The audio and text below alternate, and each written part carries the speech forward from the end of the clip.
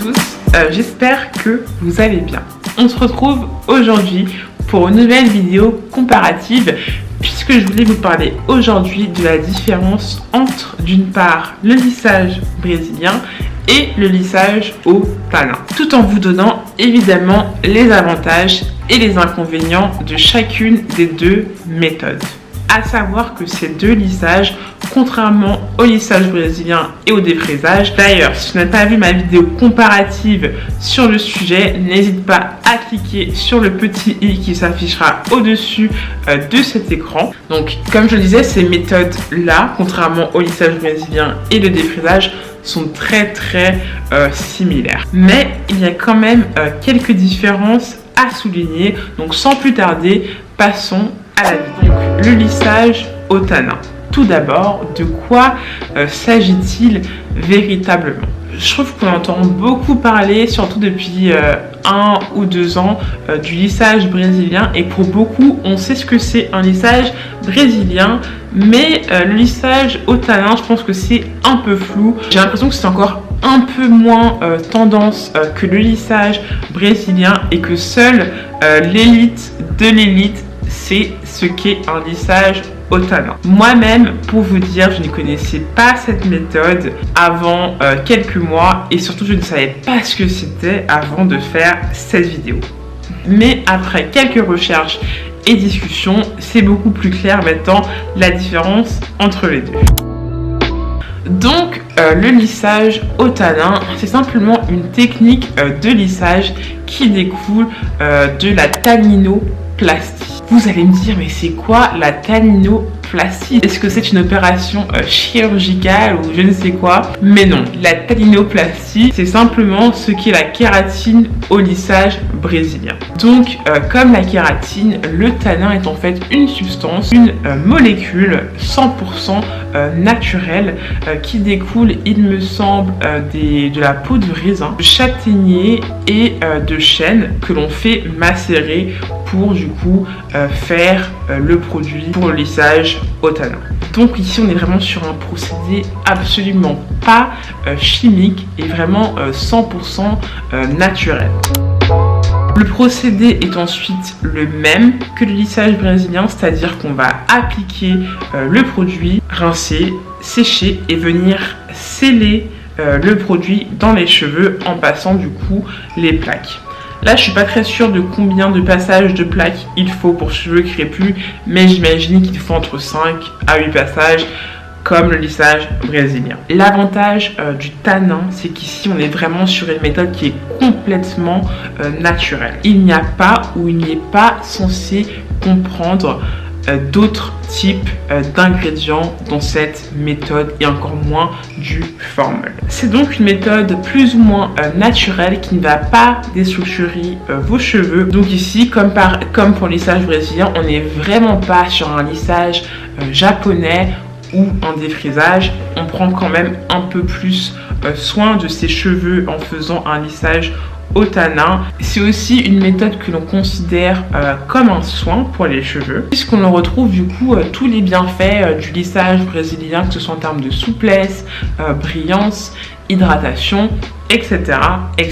En revanche, l'inconvénient, et je dirais pas que ce soit vraiment un inconvénient, c'est juste plutôt une différence avec le lissage brésilien, c'est qu'avec le lissage au tanin, on n'ajoute pas de protéines supplémentaires. Ce qui veut dire que certes, c'est un soin, mais c'est pas forcément un soin en profondeur, parce que si vous avez déjà les cheveux qui sont très abîmés, c'est pas ce qui va transformer l'état de vos cheveux. On ne vient pas ajouter de protéines supplémentaires sur la fibre capillaire, mais du coup on travaille exclusivement avec les nutriments qui sont déjà présents dans vos cheveux. Quand le lissage brésilien lui va apporter de nouvelles protéines de kératine qui va encore renforcer vos cheveux. Enfin, le plus gros inconvénient du lissage au tanin, c'est qu'en fait la plupart des lissages au tanin sont en fait des lissages brésiliens, parce que en fait la teneur en tanin est quand même assez faible et que la plupart ajoutent également des substances comme de la kératine, voire même parfois du formol, ce qui fait qu'on est vraiment plus doux sur un produit naturel ou qu'on est simplement du coup sur un lissage brésilien. Passons maintenant au lissage brésilien. Si vous êtes abonné à ma chaîne, d'ailleurs si ce n'est pas le cas, n'hésitez pas à vous abonner maintenant. Je poste une vidéo toutes les semaines, le mercredi. Donc je dis que si vous êtes abonné à ma chaîne, vous savez ce que c'est que le lissage brésilien. Si vous ne le savez pas encore, regardez mes vidéos qui apparaissent juste au-dessus. Donc, le lissage brésilien est une de mes techniques favorites pour assouplir mes cheveux crépus. C'est d'ailleurs la méthode que j'utilise depuis maintenant presque 2 ans. Alors, qu'est-ce que c'est que le lissage brésilien? Je pense que là, je vais me répéter, mais répéter encore et encore, étant donné que j'ai une chaîne qui parle exclusivement du lissage brésilien et de comment en prendre soin. Mais en gros, le lissage brésilien est aussi une méthode pour assouplir le cheveu. Cette fois-ci, pas à base de tanin, mais de kératine. Donc là, bien que la kératine soit déjà présente dans vos cheveux, avec le lissage brésilien, on va apporter encore plus de cette protéine pour du coup faire un soin en profondeur. Pareil, ici le procédé est plus ou moins identique au lissage au tanin, puisqu'on va appliquer le produit, le laisser poser, le rincer, sécher, et puis ensuite on va passer évidemment les plaques pour sceller le tout, puisqu'on est encore ici sur un produit, une méthode qui réagit avec la chaleur, ce qui fait que vous n'avez pas les cheveux lisses en sortant de la douche, contrairement au défrisage. Pareil, si vous voulez un résultat aussi optimal et que vous avez les cheveux crépus, sachez que le coiffeur va passer les plaques au moins 5 à 8 fois pour atteindre le résultat désiré. Du coup, pareil, ici les avantages sont quand même plus ou moins identiques qu'avec un lissage au tanin, même si le lissage brésilien aura tendance à être plus bénéfique pour la santé du cheveu, surtout si vous avez les cheveux crépus, puisqu'il va du coup vraiment nourrir en profondeur la fibre capillaire. Parce que comme je le disais, du coup, il apporte de nouveaux nutriments. C'est aussi, comme le lissage au tanin, très durable dans le temps. Donc ça dure entre 3 à 6 mois. Et c'est une technique qui est parfaitement réversible. Vous ne perdez pas vos boucles quand vous faites un lissage brésilien. Après, l'inconvénient, c'est qu'il faut vraiment faire ses recherches parce que tout le lissage brésilien ne se valent pas. Il faut vraiment faire attention aussi du coup à la composition du produit. Du coup, quand on a les cheveux crépus, quelle méthode choisir pour lisser ses cheveux durablement?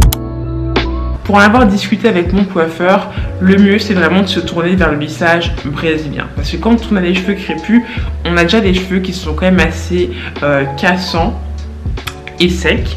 Du coup, le lissage brésilien va quand même contrer en fait ces inconvénients. Surtout si vous avez les cheveux de type 4C, 4B, voire même 4A.